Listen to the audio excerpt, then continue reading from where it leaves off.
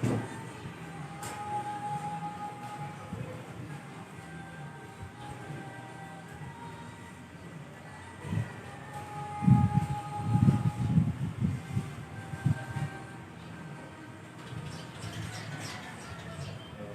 magandang hapon po sa bawat isa.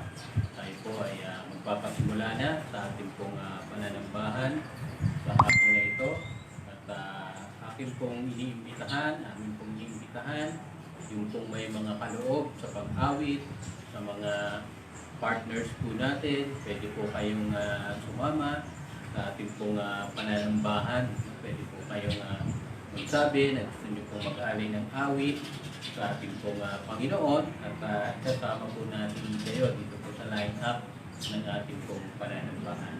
So sa ating pong paninimula, tayo po ay manalangin. Lumapit po tayo ng sabay-sabay sa Panginoon, taas yung ating pong mga puso, yung ating pong mga dalahin sa mga oras na ito, even yung kapatawaran, ang ating pong mga kasalanan, ay ating pong itaas at gawin po natin itong alay sa ating pong Panginoon. Tayo po ay manalangin. O Diyos na makapangyarihan sa lahat, aking pong Amang Banal, Dakila, tunay na Diyos, kami po ay lumalapit sa iyo sa hapon na ito. Muli, nagpapakumbaba, kinikilala ka bilang aming Diyos na makapangyarihan sa lahat, tinataas ka sa aming pong kalagitnaan, sa bawat tahanan, na kung saan ang malayang salita mo, Panginoon, ang maliwanag mong salita ay aming pong naririnig at napapagkulayan. Kaya nga, O Diyos, sa hapon na ito, patuloy mong linisin ang bawat isa upang kami ay maging karapat-dapat na manambahan sa iyong kadakilaan, sa iyong kaluwalhatian.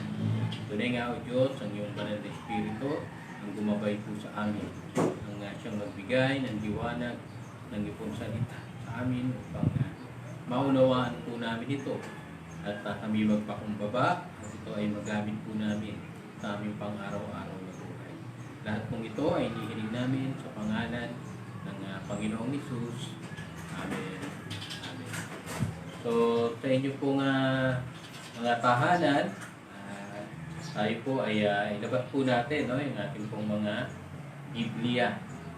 Yung pong pag-aaralan, yung aklat po ng Roma, saan ay ating makikita sa Romans chapter 12.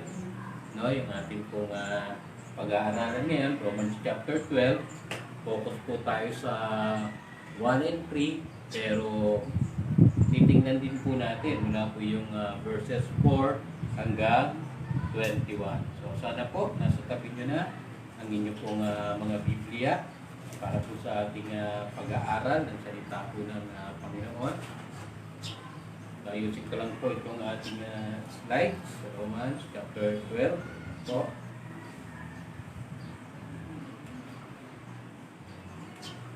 Ayan po ang pamagat ng ating pong mensahe, Rebuilding the Character of a Believer. So I think yesterday po ba or last week pinag-aralan po natin yung aklat din ng Roma at sa ating pong nakikita doon na ang aklat po ng Roma ay sinulat ni Apostol Pablo para sa mga hintil, sa mga Hudyo na mananampalataya na ang layunin niya ay pagkaisahin sila sa fellowship bilang mga mananampalataya. At ang aklat ng Roma po ay pinakamahabang liham ni Apostol Pablo sa mga saints or sa mga binanal. Sa 13 epistles na isinulat ni Apostol Pablo, yung Roma po ang pinakamahaba. At katulad ng lagi kong sinasabi, kapag tayo po ay nagbabasa ng liham, hindi tayo pwedeng magbasa ng kaunti-unti lang, bukas yung isa, bukas yung ikalawa, para maunawaan po natin yung bahagi, ang kabuuan, kailangan po babasahin po natin yan. Ituring natin na love letter. Pag love letter, ang binabasa natin, hindi natin inuunti-unti ang pagbasa. Binabasa natin mula po, simula, hanggang sa wakas para maunawaan po natin yung mensahe. Ang aklat po ng Roma 12 ay atin pong makikita. Ito po ay patungkol, no, sa pagsamba. Paano iaalay ang ating mga sarili bilang mga mananampalataya sa ating pong Panginoon. So, rebuilding the character of a believer. Paano i-rebuild, paano i-restore ng mga mananampalataya yung kanilang mga pag-uugali, kanilang mga gawi sa pananambahan. Alam naman po natin sa loob ng ilang buwan na pumasok itong pandemic na ito, itong coronavirus na ito, ay naapektuhan po, no, yung ating mga gawi ng pananambahan. Especially, hindi tayo nakakapunta ng church, hindi tayo nakakapag-fellowship na yung natural na ginagawa po natin.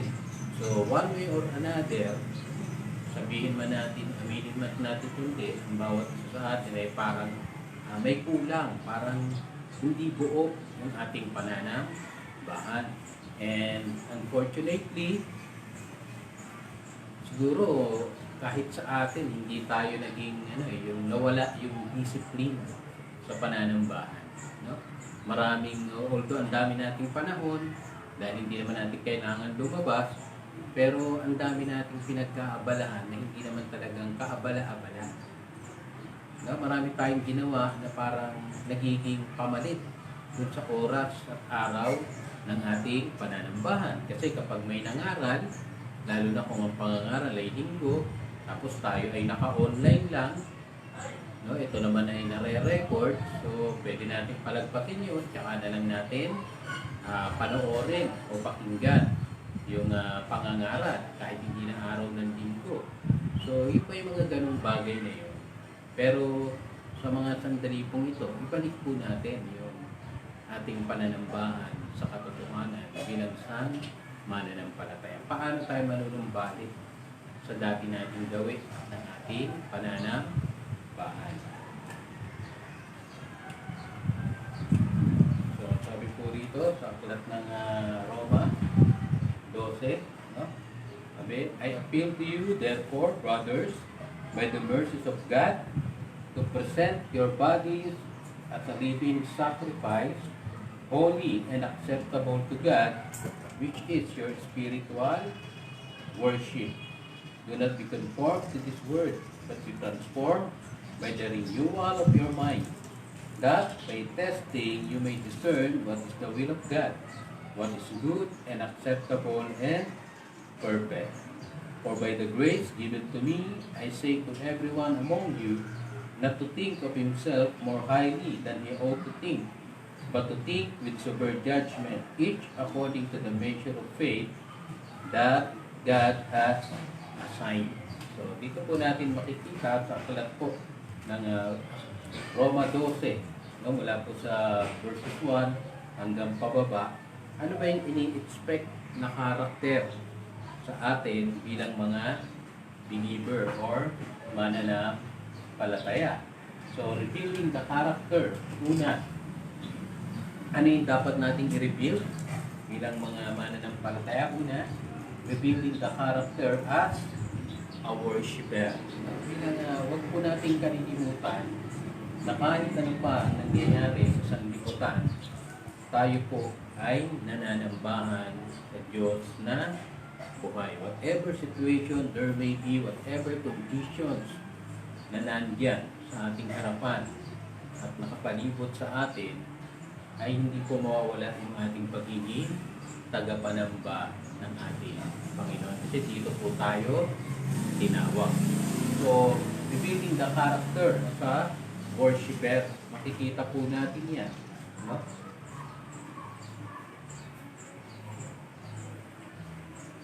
Po, ibalik ko lang.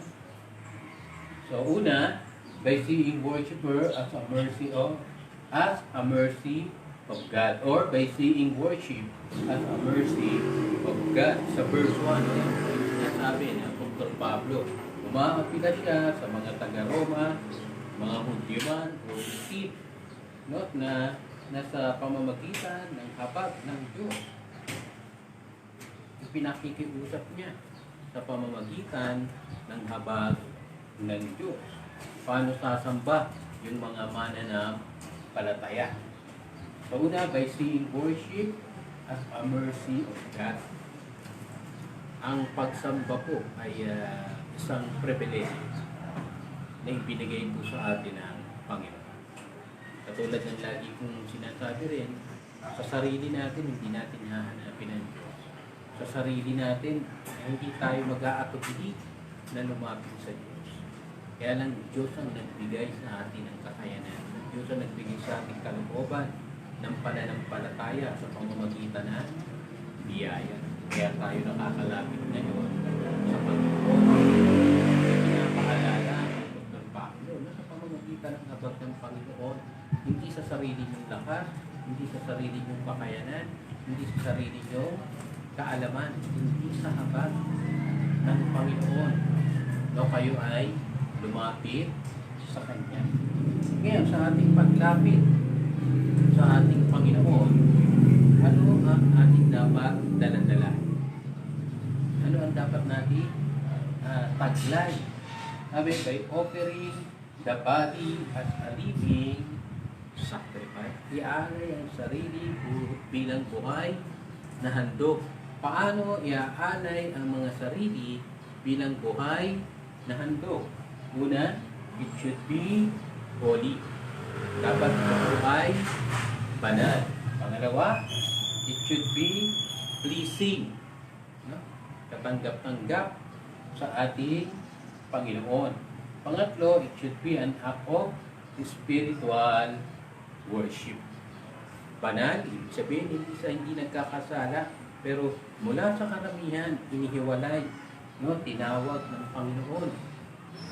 Dating kaaway ng Panginoon, ginawa niyang mga anak. Tinawag upang sumamba sa Kanya. It should be pleasing and acceptable. Ibig sabihin, sa ating pananambahan, termino, hindi po yung terms natin dapat ang masusunod. Dapat sa pananambahan, yung termino o terms o standard ng Panginoon ang ating batayan. Hindi yung standard ng sanlibutan, hindi po yung standard natin.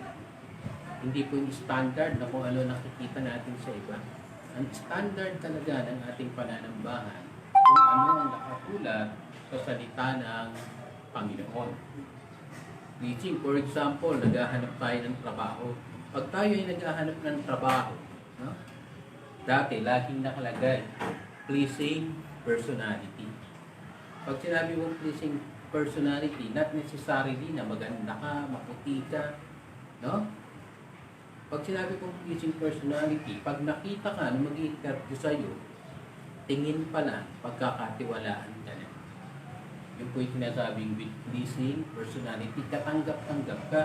Ibig sabihin, paano ka magiging katanggap-tanggap pag nag-a-apply ka ng trabaho? Una, i-comply mo yung mga requirements. Yung qualifications na hinahanap nila, dapat meron ka. Yung requirements, mga papeles na kailangan, meron ka. At totoo lahat ng papeles na dala mo. Tapos, syempre, saka ka magiging katanggap-tanggap sa kanila. Magiging worth ba ng time nila yung pag-interview sa'yo? So, parang interview natin, ganun din sa pananambahan.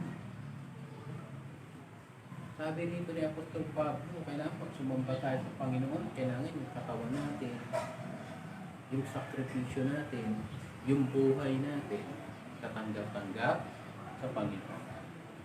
Then, ano magiging resulta nun? Kung tayo isasamba ng may kabananan, ng kalugod-lugod, katanggap-tanggap sa Diyos, iisipin po natin lagi, it is an act of spiritual worship.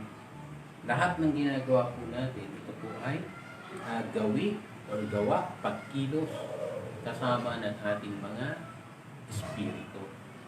So, pag binasa po natin, yung verse 1 ulit, kapag binasa nyo dyan, sabi, to present your bodies as a living sacrifice. Bawat bahagi ng ating pagkatao ay kasama po sa ating pagsamba. Kaya nga, unfortunately, sa panahon ngayon, parang medyo taliwas, lalo na kung hindi tayo pinayagang magkaroon ng pananambahan dahil sa COVID-19, which is for our safety. Pero ngayon, sa bahay na lang, no? Sumasamba tayo sa sarili natin panahon, sa sarili natin oras, na gusto natin itakda, kung ano lang ang suot natin. Diba? Kung ano lang ang ginagawa natin. Isasabay natin yung pakikinig ng salita ng Panginoon. So, nawawala yung standard na sinasabi ng Biblia. Sana tumulad tayo dun sa kwento ni Maria at Martha, kung saan si Maria, binitawan ang lahat ng ginagawa pagdating ng Panginoon, pulupo sa kanyang paanan at makinig sa kanyang pagtuturo o pangangaral. Ano ang sabi ng Panginoon sa kanya? Yung kanyang ginawa ay hindi na aalisin sa kanya kailan paman. So, naapektuhan po tayo, no, ng galaw ng mundo na bago. Yung paggalaw, even yung paggalaw natin sa ating kanya-kanyang mga churches, sa ating kanya-kanyang mga pananambahan, naapektuhan dahil sa tinatawag na new normal na ito. Pero dapat sa bagay hindi maapektuhan yung ating personal na pananambahan sa ating Panginoon. Ikalawa po, ito po pala, no, yung picture kung saan nagkaroon po ng pag-aalay ng lumang tipan. May standard po yan, napakataas ng standard. Kailangan lalaki, no, 8 taon, yung I think 8 taon yung dapat ialay, tapos walang kapintasan, no, dadali niya ng buhay, tapos doon nakakatayin o doon napapatayin doon sa altar, no. Yun yung nagiging katanggap-tanggap na alay ng unang panahon. Tingnan nyo yung nangyari kay Cain at Abel. Sino ang pinaburan? Sino ang nagustuhan ng alay? Di po ba yung kay Abel? Kasi sumunod siya dun sa standard. Samantalang or si Cain naman ay kung ano lang yung gusto niyang ialay. Hindi man lang pinag-isipan, hindi pinagandaan. Kaya hindi kinagustuhan ng kanyang alay. So sa ating pagsamba, hindi po sa terms natin, hindi sa termino natin, hindi sa standard natin. Kailangan sa standard po ng Biblia yung ating magiging basihan. So sabi po sa mga talata rito, paano ba natin gagawin na ang ating pong pagsamba ay magiging kaaya-aya, kalugod-lugod, may kabanalan, katanggap-tanggap sa Panginoon. Ito po yung gawin ng talata na dapat po natin tandaan. Una, sabi po sa Hebreo 10:12, but this man, after he had offered one sacrifice for sins, forever sat down at the right hand of God. No? Wala pong tinutukoy dyan, kundi ang ating Panginoong Jesus na matapos na ialay yung kanyang sarili para sa kasalanan ng sanlibutan, pinagtagumpay ng kamatayan, umupo sa kanang luklukan ng Diyos Ama. Then sa verse 4:16, Hebreo 4:16, let us then with confidence draw near to the throne of grace, that we may receive mercy and find grace to help in time of need. Dahil napagtagumpayan na ng Panginoon yung kamatayan, siya ay nakaupo sa kanan luklukan ng Ama, pwede na tayong lumapit sa Diyos Ama, sa trono ng biyaya. Sa trono ng biyaya ng ating Panginoon, kung saan tayo makakatagpo ng kanyang habag at tulong sa oras ng pangangailangan. Sabi rin po sa aklat ng Hebreo 4:14, therefore, since you have a great high priest who was ascended into heaven, Jesus, the Son of God, let us hold firmly to the faith we profess. Si Jesus Christ po yung ating high priest. Siya ang tagapamagitan sa Diyos at sa tao. Siya po yung nag-i-intercede para sa atin. Kaya malaya tayo makakalapit, no? Nang walang paghadlang sa trono ng biyaya at kahabagan ng Panginoon Diyos. Pero meron po tayong dapat gawin at tandaan. Yung sa 1 John 1:9, sabi rito, if we confess our sins, He is faithful and just to forgive us our sins and to cleanse us from all unrighteousness. Kailangan magkaroon po tayo ng confession, magkaroon po tayo ng repentance.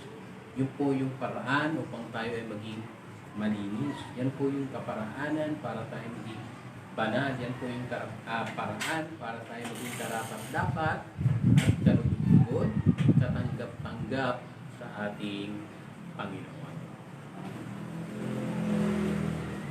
At tuwing tayo po ay haharap sa pagsamba sa ating pong Panginoon, tandaan po natin, ialay po natin ang ating mga sarili bilang banal, kalugod-lugod at katanggap-tanggap sa Panginoon. Yan po ang standard niya. Hindi po yan pwedeng magbago, hindi po yan pwedeng baliin ang salita ng Panginoon. So, pangalawa po, tatagpuan naman natin sa verse 2. Revealing the character as a disciple. Dalawang bagay po, no, yung mag-contrast dito na salita na atin po makikita. Paano ba natin babaguhin yung ating pananaw? Sabi po sa verse 2, do not be conformed to this world, but be transformed by the renewal of your mind, that by testing you may discern what's the will of God, what is good and acceptable and perfect. Sabi, huwag ka nang gumaya, huwag ka mag-conform, huwag ka magpahubog sa sanlibutan, sa gawin ng sanlibutan. Ano ba yung gawin ng sanlibutan ngayon? Una, yung kultura ng simbahan dapat ay hindi sumasabay sa kultura ng sanlibutan. Iba ang kultura ng mga mananampalataya sa kultura ng hindi mananampalataya. Pag pinag-aralan po natin yung worldview, iba-iba. No, yung iba nagsasabi hanggat walang nasasaktan, gawin mo yung gusto mo, yun ang tama. Hanggat wala kang maaapakan, wala kang masasaktan, kahit sarili mo, saktan mo, hanggat yung iba, hindi mo sasaktan, yun ang tama.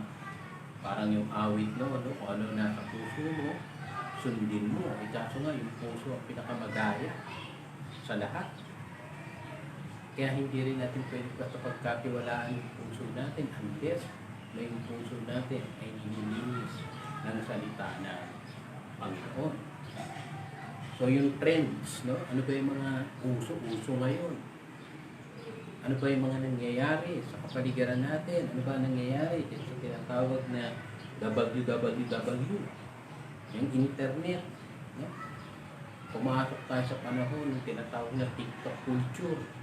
Halos lahat na lang gustong mag-TikTok. Halos lahat na lang gustong mapansin. Lahat ginagawa para mag-viral, para mapansin ang iba. No? Gagawa ng bagay, tapos kapag napansin, sasabihin, hindi ko naman gustong kumalat yan, video na yan. Pero nagpa-video, ipinidyo at nagpa-video ngayon, nung kumakalat na, maganda man, masama, sasabihin, no? Yung false humility, hindi ko naman nakalain, nakakalat yan. No, nasisikat yan. Pero pinidyo at nagpa-video. So, minsan, even mga mananampalataya, no, ay nagiging ganyan na rin ang takbo. Nagiging sumasabay na pala doon sa kultura, sa kung ano ang puso, kung ano ang kapansin-pansin sa kapwa niya, tao. Pero ano sabi ng Biblia, especially dito sa pinag-aaralan natin, do not be conformed to this world. Ano daw ang dapat gawin? Yung sumunod na mga salita. But be transformed by the renewal of your mind, that by testing, you may discern what is the will of God, what is good and acceptable and perfect. Hindi ka magkukonform, but kailangan kang mag-transform sa pamamagitan ng pagbabago ng kaisipan. At pag nagkakaroon ng pagbabago ng kaisipan, nagkakaroon ng transformation sa isip at sa puso, no? Nagkakaroon ng kakayanan daw, alamin ang kalooban ng Panginoon. Alamin kung ano ang mabuti. Alamin kung ano ang katanggap-tanggap sa harapan ng Panginoon. Alamin na ang kalooban ng Panginoon ay puro banal, perfecto. So instead na gumaya sa kultura ng sanlibutan, magpa-trending, magpa-viral, ito dapat ang pag-aralan ng mga disipulo ng Panginoon, ng mga mananampalataya. Will of God, what is good, what is acceptable, what is perfect before God. So sabi po sa aklat ng unang Korinto 15:33, do not be misled, bad company corrupt good character. Kapag tayo ay mananampalataya, ang ine-expect sa atin, hindi tayo sasama sa mga masasamaang ugali. Kasi one way or another, mai-influensyahan tayo. Tayo ay maahawa sa kanilang mga gawa. Sabi nga ng mga Amerikano, tell me who your friends are and I tell you who you are. Sabi mo sa akin kung sino mga kaibigan mo, kung sino ang lagi mong kasama, at sasabihin ko sa iyo kung sino ka. Bad company corrupts good character. So anong ini-expect sa atin bilang mga disipulo, bilang mga mananampalataya, bilang believer ng ating Panginoon? Sabi po sa aklat ng Colossus 3:12, therefore, as God's chosen people, holy and dearly loved, clothe yourselves with compassion, kindness, humility, gentleness, and patience. So yan po yung mga karakter na dapat ay isinusuot, damit, no? Ginagawang damit, laging dala-dala ng mga mananampalataya. And ano pa ang dapat ginagawa ng mga disipulo ng Panginoon? And let us not grow weary of doing good, for in due season we will reap if we do not give up. Galatians 6:9. Ano po ang hindi dapat pinagsasawaan, hindi kinapapagalan, hindi kinakapaguran ng mga disipulo ng Panginoon? Doing what is good. Yung paggawa ng mabuti. Kahit konti ang gumagawa, kahit halos walang gumagawa, bilang mananampalataya, dapat yung hindi kinapapagalan, hindi kinapapaguran ng mga mananampalataya na dapat nilang gawin. Then sa aklat ng Proverbs 27:19, as the water reflects the face, so the heart reflects the person. Kung paano daw ang tubig ay sumasalamin sa mukha ng tao, ganun din daw ang puso. Nire-reflect nito yung pagkatao ng isang mananampalataya o ng isang kapwa-tao na yung puso. Kung ano naman ito. Sa una, pwede natin itago kung ano talaga ang nilalaman. Pero sa huli, lalabas at lalabas yan. Hindi yan, kumbaga para yung bukan na hindi mo mapipigilan sa pagsambulat. Parang dam na punong-puno ng tubig. Talagang babasagin niya yung dam, yung pader na nakaharang para ilabas talaga kung ano yung nais niya ilabas. Nire-reflect po ng puso natin ang ating pagkatao bilang mga disipulo ng ating Panginoon. So kailangan po i-rebuild po natin ang ating pagiging disciple. Huwag po ito nating hayaan na maawahan pa tayo ng gawin ng sanlibutan. So ano po yung dalawang bagay para po sa ating review? How to rebuild our character as a believer? Una, be a true worshiper. Sumamba tayo ng may katotohanan, nababatay na ayon sa salita ng Panginoon, hindi sa sarili nating kagustuhan. Be a true disciple. No? Maging totoong tagasunod tayo ng ating Panginoon. At kapag ang mga tao nakita, nire-reflect natin yung pagiging totoong disipulo, nagiging discipler tayo na, di ba? Sila man ay nagiging disipulo din. Panghuli, para po sa ating pagwawakas, from verses 3 to 21, reveal the characters of fellow believer. No? By living peaceably with one another. From verses 3 to 21, pag binasa po natin ang kabuuan niyan, yan pong lahat ay tumutukoy sa pag-uugali ng isang mananampalataya at kung paano siya makikihalubilo sa kanyang kapwa mananampalataya at sa kanyang kapwa tao. Kapag sinamarize po natin yung mga talatang yan, sa verse 3, ang sabi po dyan, ay kailangan maging humble, huwag mong isipin ang iyong sarili na mas mataas kaysa sa iba. Verses 4 and 5, maging kabahagi ka ng katawan ng ating Panginoon. Sa verse 4 and 5 pa din, alamin mo kung ano yung gawain mo bilang disipulo ng Panginoon. Ano ang part mo sa gawain ng Panginoon. Then sa verses 6 and 8, no, hayaan mo naman yung gumagawa ng kanilang pagkatawag ay magawa ng maayos, ng mabuti, yung kanilang gawain. Huwag kang maging pabigat, huwag kang maging hadlang, huwag tayong maging parang hadlang sa kanilang pagkilos sa gawain ng Panginoon. Sa verses 9 and 10, yung salitang love, no? Mahalin yung bawat isa. So, di ba, ito po ay mga talata, mga gawin ng pakikipagkapwa, mananampalataya at kapwa tao. At kapag sa 11 and 21 naman, makikita po natin ano ba yung mga karakter na dapat taglayin talaga ng isang tagapaglingkod ng ating Panginoon. Sa verse 11, tiyatyaga, merong pagiging masigasig sa gawain ng Panginoon. Sa verse 12, yung pagiging tapat sa pananalangin, nagbibigay ng oras, nagbibigay ng panahon para manalangin at makipanalangin para sa iba.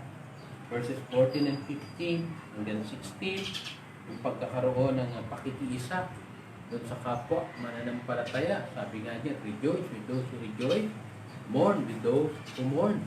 Kapag ang iyong kapatid ay pinagpala at siya ay nagkakaroon ng kasiyahan, no? Masaya ka sa kanya, makiganap ka. Kapag naman ang kapatid ay nalulumbay, nalulungkot, ipadama mo na nararamdaman mo rin yung nararamdaman niya bilang kayo ay magkapatid, bilang kayo ay bahagi ng katawan ng ating Panginoon, bilang kapwa anak ng Diyos. Dapat marunong tayong makisimpatize doon sa nararamdaman ng ating kapwa. Then verses 17 hanggang 19, pagka merong nakakakit sa atin, ang sabi rito, leave vengeance. Ito ba? Huwag natin gantihan ng masama. Ang masama, hayaan natin ang Diyos ang gumanti para sa atin. Then verses 20, no, maging handa tayong maglingkod para sa ating kapwa. And verse 21, no, ang sinabi dyan, be steadfast, immovable, nakakapit ng gusto, hindi bumibitaw sa pagkapit sa Panginoon. Nandiyan, be steadfast. So pag pinag-aralan po natin itong mga characters na ito bilang isang mananampalataya, hindi po ba tayo nagtataka maraming tumatalikod? Hindi po ba tayo nagtataka parang marami nang bumibitaw, marami na nagsasawa? Kasi pag pinag-aralan natin, ang dami natin dapat baguhin sa ating mga ugali, ang dami natin baguhin dapat sa ating mga isipan, ang dami natin pagbabago na dapat daanan bilang isang tagasamba ng Panginoon, bilang isang tagasunod ng Panginoon, bilang isang kapwa mananampalataya. Ang daming babaguhin sa atin. Pero anong sabi? Be steadfast. Huwag kang susuko, huwag kang bibigay. Magpatuloy ka. Dahil sa huli. No? Sabi dun sa aklat ng Peso, 1:6, He who began sa good work in you will be faithful to complete it. Siya na nagpasimula ng mabuting bagay sa iyo ay tapat upang ito ay tapusin para sa iyo hanggang sa muling pagbalik ni Kristo. So ano lang ang kailangan? Umapit lang sa ating Panginoon. Paano po natin gagawin yan? I-rebuild po natin yung gawin ng ating pananambahan. Huwag natin hayaan maapektuhan kung nang nangyayari sa sanlibutan yung ating pagsamba sa ating Panginoon. I-rebuild po natin yung ating pagiging disipulo. Let's get back to basic. Manalangin, makinig, mag-aral ng salita ng Panginoon. Maging halimbawa para sa iba. Gumawa ng mabuti sa kapwa at sa kapwa mananampalataya. I-rebuild po natin yung ating fellowship sa ating kapwa mananampalataya. Gawin po natin ang lahat ng bagay sa ipagkakasundo ng bawat isa. Gawin po natin ang lahat ng bagay kung paano natin may papadama yung ating pagmamahal sa ating kapwa. Yan po yung mga karakter na kung saan dapat nating muling binubuo para sa ating pagsamba sa ating Panginoon. Do the right thing. Gawin po natin kung ano ang tama. Minsan, iniisip natin, ang hirap gumawa ng tama kasi wala kang kasamang gumagawa. Parang na-out of place ka sa paggawa ng tama. Pero yan po ang kailangan gawin bilang mananampalataya. Yan yung kailangan pag-isa na gawin bilang mga believer, bilang mga tagasunod ng ating Panginoon. So, paano po ito mangyayari? Sabi po sa aklat ng 2 Peter chapter 3 verse 18, but grow in grace and in the knowledge of our Lord and Savior Jesus Christ. To Him be glory both now and forever. Amen. Ibig kong sabihin, gusto po natin lumago. Gusto po natin lumago sa pananampalataya, sa pagiging disipulo.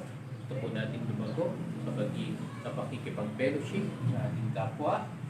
Lumago muna tayo sa biyaya at pagkakaalam sa ating Panginoon at tagapagligtas. Walang iba kundi ang ating Panginoon Jesucristo.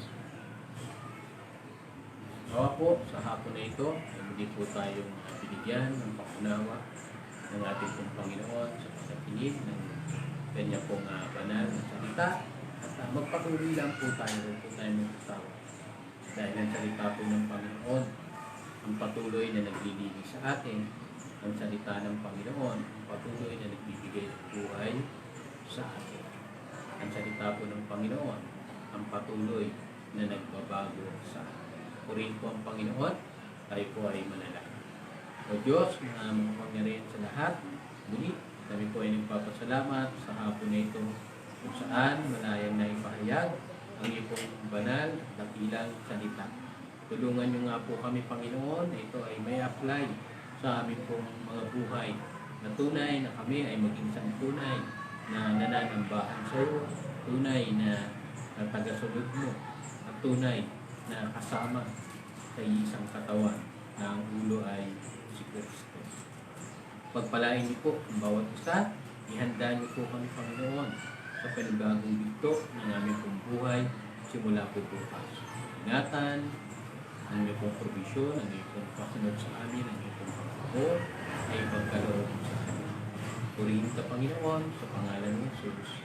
Amen. Amen.